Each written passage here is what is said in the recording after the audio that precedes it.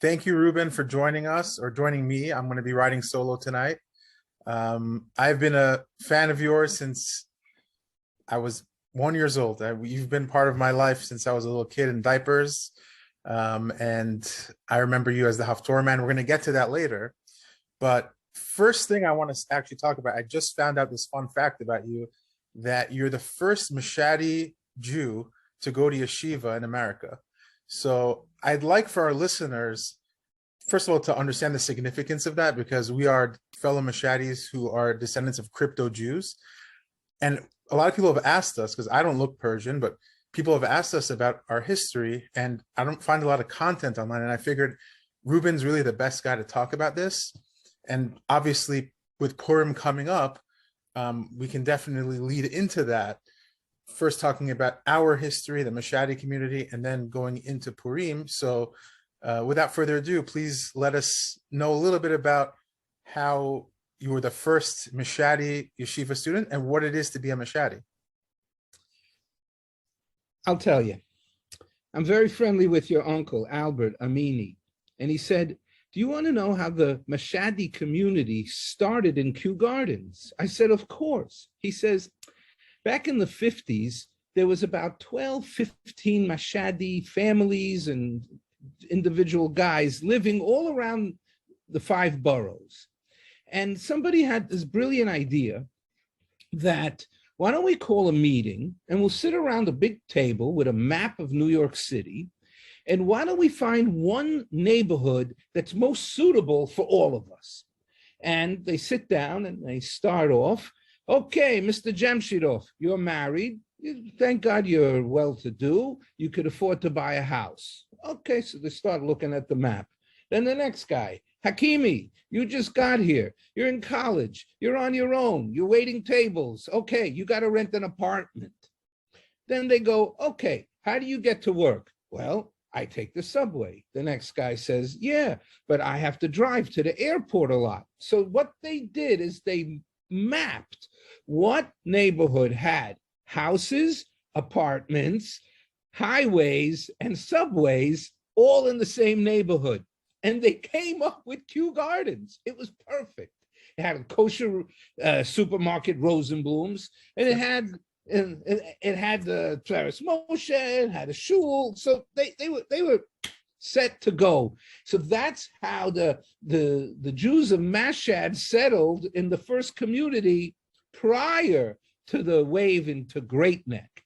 So it turns out that my father and mother lived in Kew Gardens. There was no Machadi shul yet. It was pre-Sharei Tova, and now my father went to this Ashkenazi shul, and he's friendly with all these different Yekis, you know, German Jews, and Schwalbe, and Hiller, and Breuer, and they were all in that synagogue. So you had, it must have been 25 of these young married couples, and it was customary in those days that you sent your kids to yeshiva. So my father went along for the ride. And I, when I was in first grade, was the first Machadi to go to yeshiva in the United States of America. If you look at it now, I'm 62, I was 6 when I started, so call it, 56 years later, there's over 500 Machadis that are in yeshiva in the United States of America. It's a great tribute to the community we settled in and to what my parents sacrificed in order to send us to yeshiva. Benjamin, how much was tuition in 1966 for the year? I don't know. $800. Wow. my daughter's school bus to SAR was $4,000. You had to spend $4,000. You didn't even get into the school. Here, $800. You got cold lunch. You had recess. You got report cards. It was all built in. Oh, you're breaking up. So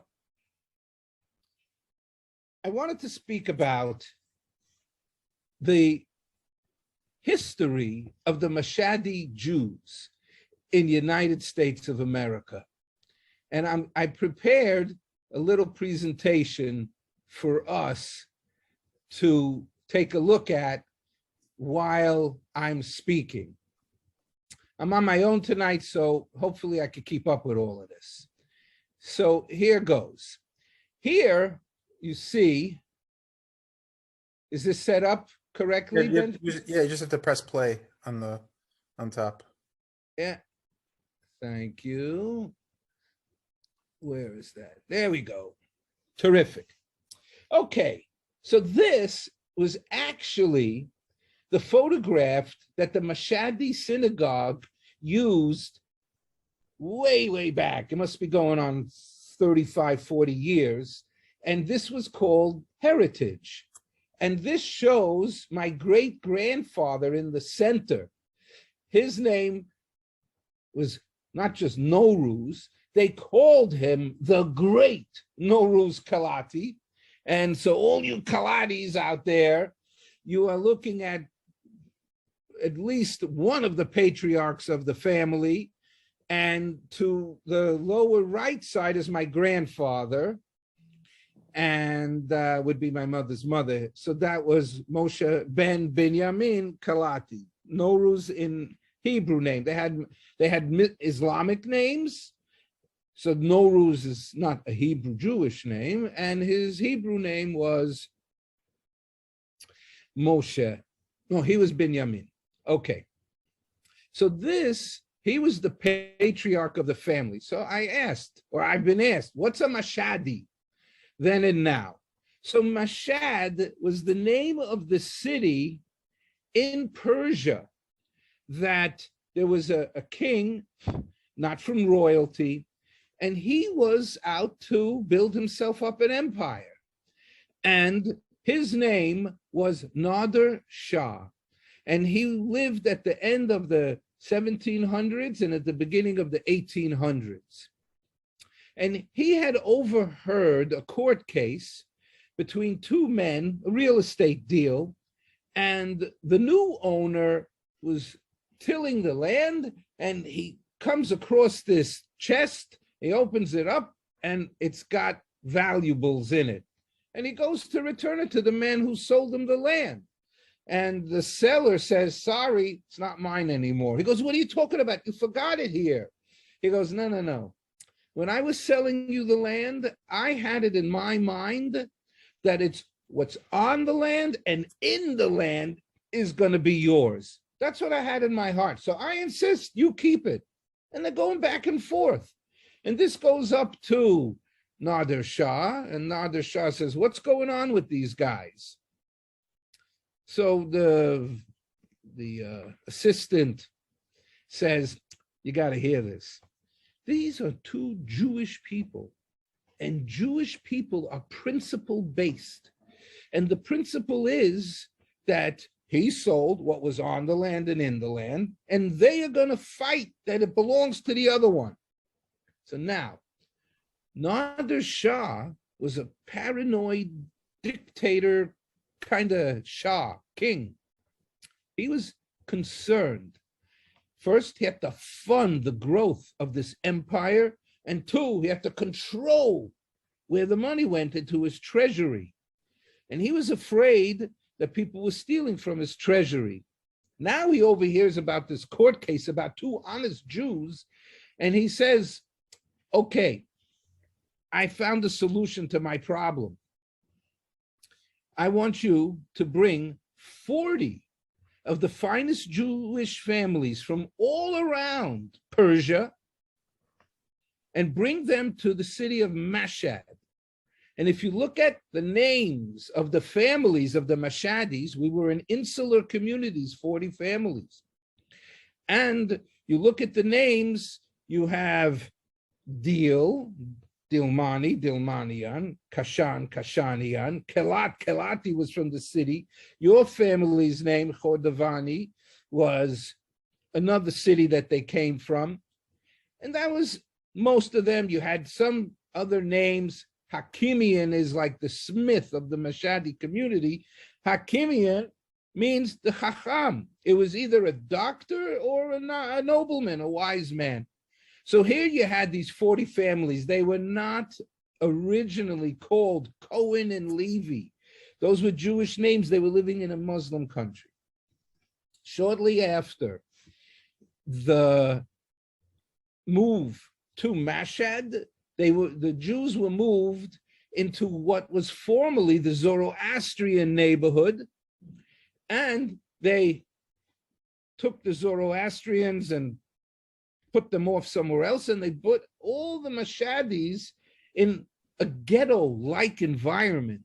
And we actually have the map of the neighborhood, and you could see next to each other which family lived next to each other, Well, So- I just want to jump in quickly. So the Mashadis weren't originally from Mashhad. They were picked from different cities, like you mentioned, and brought together. 40 families were handpicked by the Shah, people who he could trust, people of renown, and people who were, let's say, doctors or scholars, people who he could trust. So just to reiterate that point. Okay, go on. Correct. So they assassinated Nader Shah shortly after they brought the Jews of Mashhad there. And this year was the 180th celebration or commemoration or memorial of what was called the Al-Dadi, which is that Nader Shah was a Sunni, and the Shiites were not as sympathetic to the Jews as the Sunnis and Nader Shah was. So now the Shiites get into place. They are not Jew-friendly, and they take all the members of the Mashhadi Jewish community and they line them up and they put a sword to the first man's throat and they say, you convert to Islam or we're going to kill you.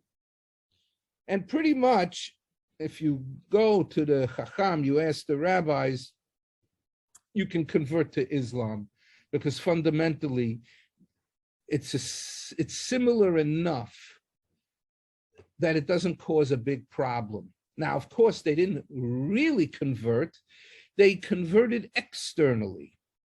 And here you can see Ala Purim, here was the seal of my great-grandfather, and he had a Muslim name, Nowruz. Nowruz is the first month of the year in the spring.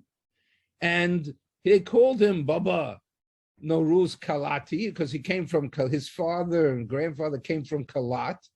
And this was the chotem, this was the seal that they would put an envelope with whatever document was inside. We sealed it, we put wax, and this was the seal of the great Nowruz Kalati. So we'll go now.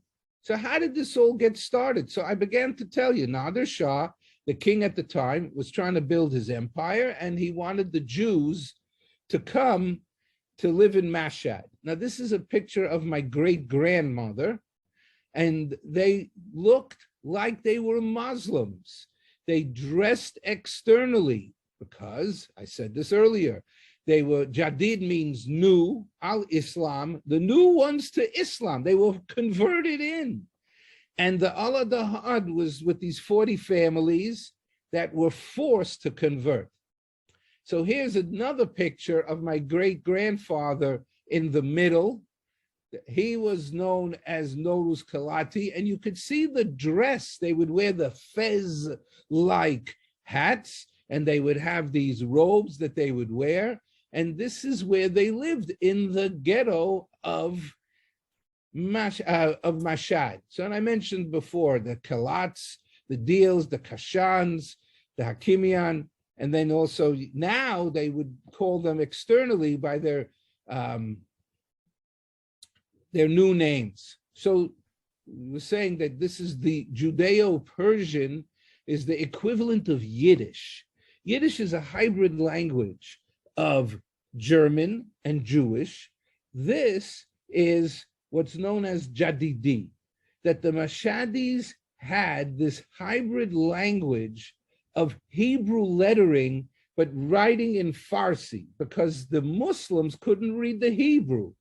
So they were able to use this as a clandestine language, the way to document things.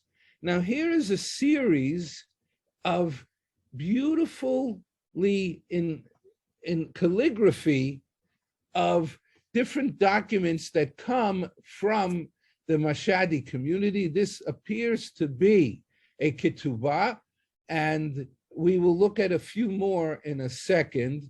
So here, we were talking about how the Jewish holiday of Purim is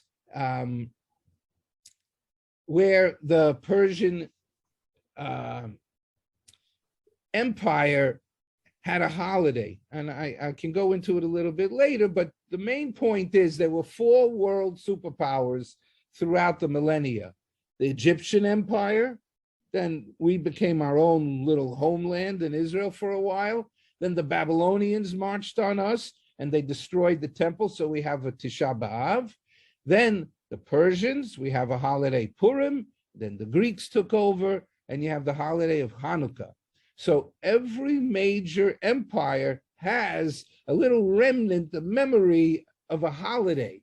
Now you're looking at my mother, who may be 5 years old in the picture, and this is on her Purim costume that she was wearing. She grew up in Bombay, but clearly she had 2 Mashhadi parents from the Kalati family, as well as the Haji Bai or Hajio family. So before we get into that, actually, I wanted to go back to the why the Mashhadis were forced to convert, whereas other Jews, other Persian Jews were not forced to convert. They were living freely as Jews in other cities. And it's because, for the listeners who don't know this, the city of Mashhad is the second holiest site in Shia Islam. So that they were obviously the fanatics, and the Jews who were living there were unfortunately in their crosshairs, and they were forced to convert. So how long were we crypto Jews? Because I want people to understand that we had to do this in hiding. Like there was a big threat against us, obviously, if we were caught. Can you explain kind of how the Mashhadis would hide their Judaism, and how they would, for example, how people would marry off their children to other Jewish people without getting caught? What were their methods? How did they run their businesses on Shabbat?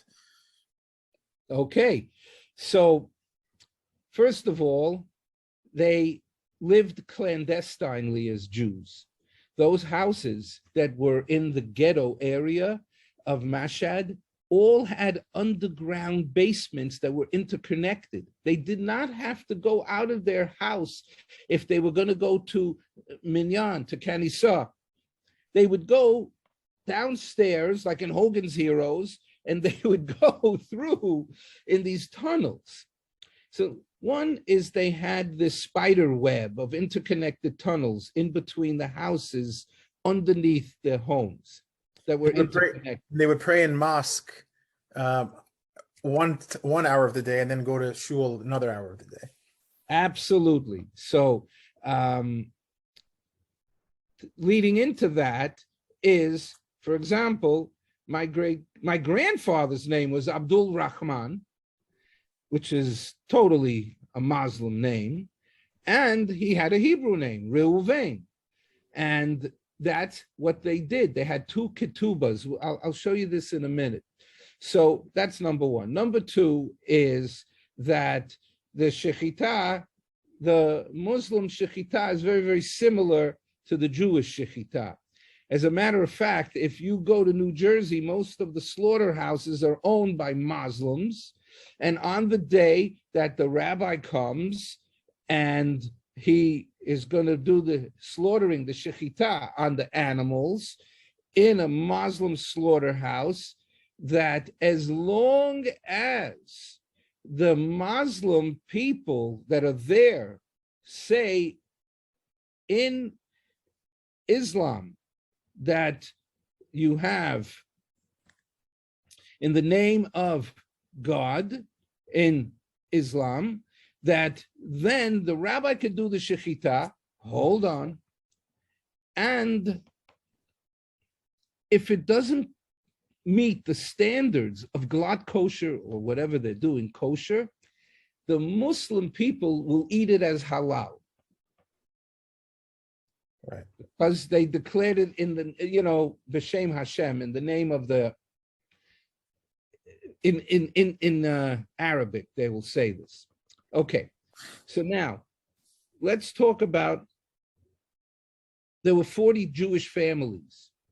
So they had sons and daughters. There was zero, repeat, I think next to zero or zero intermarriage. They married amongst themselves. Now this lasted for about 100 years. So there was this inbreeding of these 40 families that they're all interrelated. The family tree of the Machadi community goes in a circle. It doesn't go like normal family trees do. Next, the Muslims would come for the hand of the daughters of the Jadid al-Islam, the new ones to Islam. And for example, my grandmother, my Bibi, was spoken for at the age of 10, and they were married at 16, whatever, around that age, 15, 16. So if a Muslim man came to ask for one of the Mashhadi Jews' daughters' hand in marriage, she was 10. He would say, I would have loved to give you my daughter, but she's already spoken for.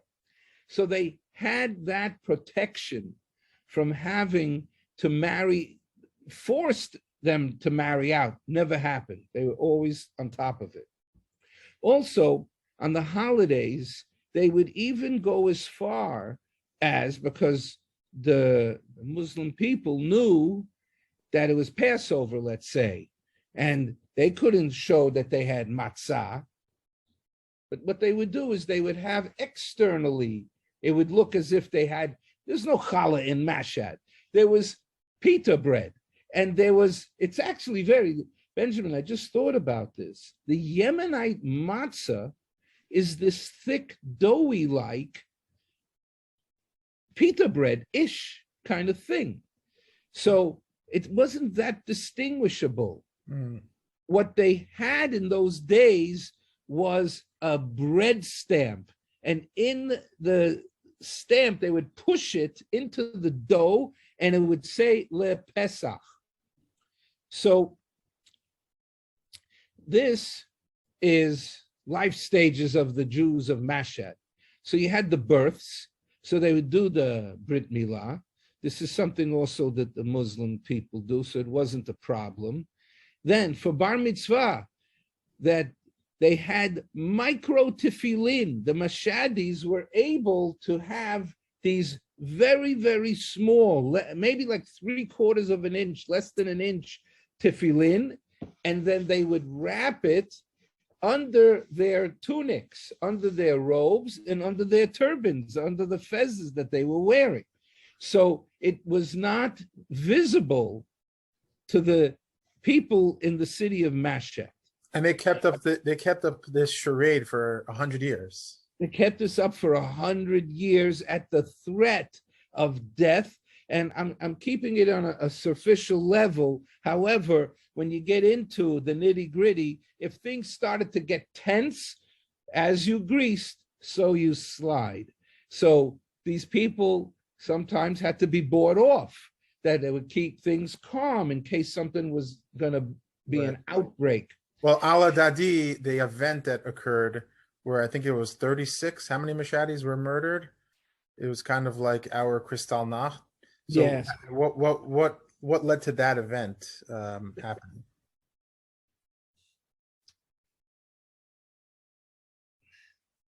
I don't recall. That there was some event that they blamed something like somebody's dog got killed. I'm making this up. And there was this whole uproar about the Jews, and right. They need any excuse they can get, basically. So I'm going to try to stick to this, that the funerals, there's a way that a Jew is buried in a kittel, in a shroud, and there's a different way the Muslims bury. And there's a story about this lady Gohar, and there was a funeral, Jewish funeral procession early in the morning, pre-sunrise, and they're walking through the streets of Mashhad, and the police stop this Jewish funeral procession. Now, I mentioned that virtually nobody stuck to the conversion. They just externally looked as if they were converted.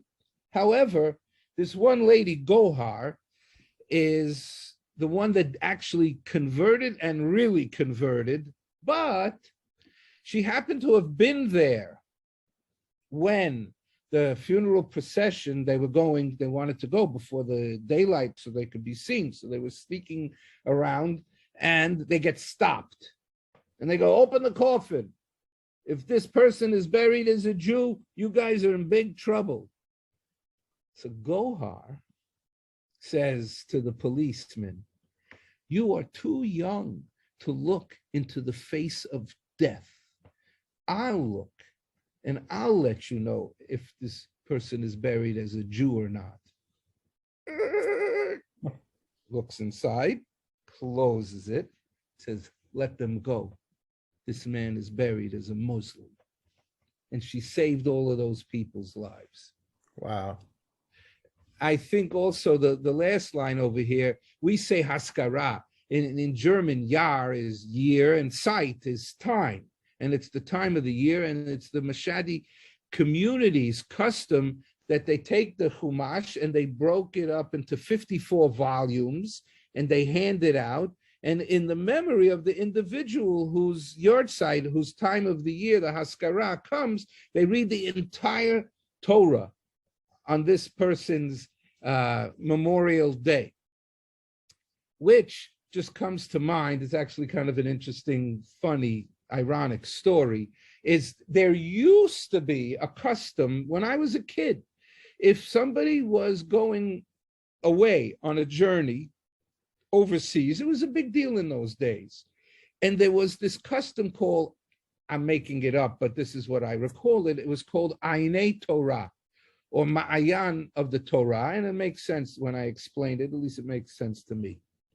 You'd have those golden trays. It looked gold. It wasn't made out of gold. So you had these trays.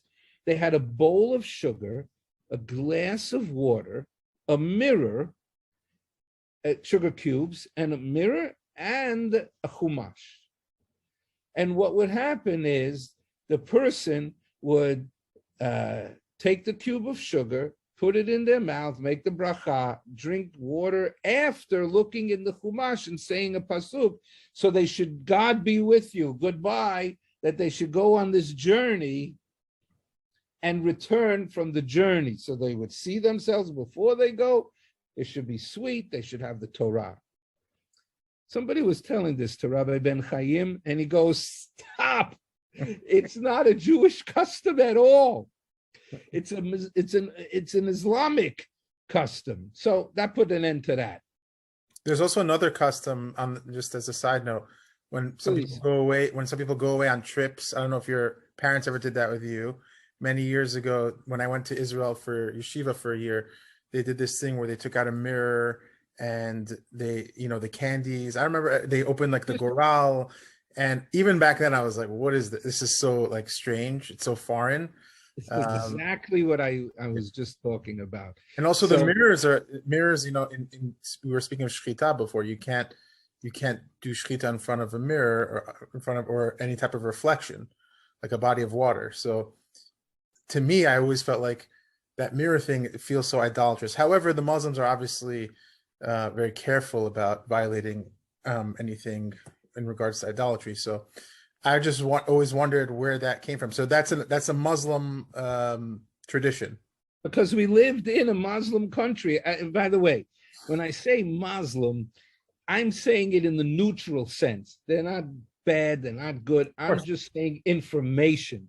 Sure. And when you live For example, the month Tishrei Cheshvan, when we have on the Jewish calendar, those are not Jewish names. Those are Babylonian names. So when yeah, we talked about that on our previous podcast with Dr. Henry Abramson. So for all of you who haven't listened to that, definitely check it out. But before you move on, again, sorry for interrupting you again. You were right when you talked about that dog. I just quickly looked at Wikipedia, the Aladad. If you don't mind, I'm going to read this quickly. Benjamin, please. It was in 1839 pogrom perpetrated by Muslims against Machadi Jewish community in the city of Mashhad. It was characterized by the mass killing and forced conversion of Jews in the area to Islam. Following this event, many of the Machadi Jews began to actively practice crypto-Judaism while superficially adhering to Islamic beliefs. The Aladad incident was a prominent event in the ambivalent history of Jewish-Muslim relations due to the fact that an entire community of Jews were forced to convert. And it was one of the first times European Jewry intervened on behalf of Iranian Jews. And then you mentioned the whole thing with the dog. It says another narrative of the same event. This incident happened during the Shia holy month of Muharram. The Shias were marching in the streets in memory of Hussein ibn Ali when the Jewish woman was throwing away the dog she killed for medical reasons. She was accused of deliberately offending the Shias. So again, if anyone wants to read more about this, there's a great book. First of all, it's on Wikipedia, but there's a great book called Jadid al-Islam written by Raphael Patai. Actually, my grandfather was one of the people I believe was involved in I think he was interviewing him and along with some others. But anyway, go on. So this is actually a photograph of my grandfather, my great-grandfather, Ibrahim. So my name is Ebrahimoff. It comes from Avraham, but Islamicized, it's Ibrahim. So his name was Ibrahim, and his son, he would say, I'm Ibrahim's son. I'm Ebrahimoff. If you anglicize it, it's Abramson, like Professor Abramson. That's the same root of it. And this is actually something I scanned out of Professor Patai's book, Jadid al-Islam. This is my great-grandfather. About Jewish education. It was very, very important that the children learned how to read Hebrew. And as a matter of fact, they had very, very few sidurim. They had very, very few prayer books. As you can see, there's a book that's being held by the bride. And what happened is there were some people that could read Hebrew upside down, because that was his position in the Chavruta, in the group, that there were some people that would read it the correct way, and there were some people that had to sit on the other side of the prayer book because it just wasn't enough to go around. We were talking about the clothing, and this is some of the garments that the men and the women would wear. I'm assuming, hopefully correctly, that it's on the left side was the woman, and she had her head covered, and she had the shawl, and she would wear this modest outfit. And then here you have, from the robe with a belt, a sash in the middle for the male. It was very ornate, very beautiful clothing, and probably for a wedding. Well, where was Mashhad? And where did we live within Mashhad? So here, if you look up at the top of the left part of this map, I'll find it for you, is over here. Azerbaijan is a little larger. And then you come down a little bit, you'll see Mashhad is over there. It's right under what looks like Casper the Friendly Ghost on the top left side of the map. So it says Mashhad. So in relation to where Tehran was, this was north, up north. And you could see that you had right there, you had the border between the south was in Persia. The north is where the Bukharians come from. It was in Bukhara, and you could see that you had different cities where you have different families. Azerbaijan, okay, that's Bukhara. That's where these people used to live. And the border, they would have to run over the border if things got too, testy over there. And that, My grandfather, Nematullah Livian, sure, was born in Merv, Russia. So there was a lot of, obviously, there were Mashadis who were born there. There were people in Afghanistan. So that whole region, with that whole area, there we have some kind of relationship, obviously. yes. And we have a Persian dish. We'll talk about it in a minute. But here, this was my grandfather and his two brothers. So Abdul Karim, Abdul Rahman was my grandfather. And look at this, Haji Agha. Wow. Haji, they went as far to prove how Muslim they were that they would go to Mecca. They would make the Hajj. So they came back with this moniker, with this title, that they were beyond question, I'm a Muslim. Meanwhile, the guy had his tefillin underneath his robe. Well, interesting. I think it was the 4th episode of my podcast. I had Rabbi Eli Abadi, who's now the chief rabbi of the Emirates, and he was actually talking about, anybody who wants to go back and listen to that, it was very interesting. He talked about the Hajj. We have in our community the Hajibai family.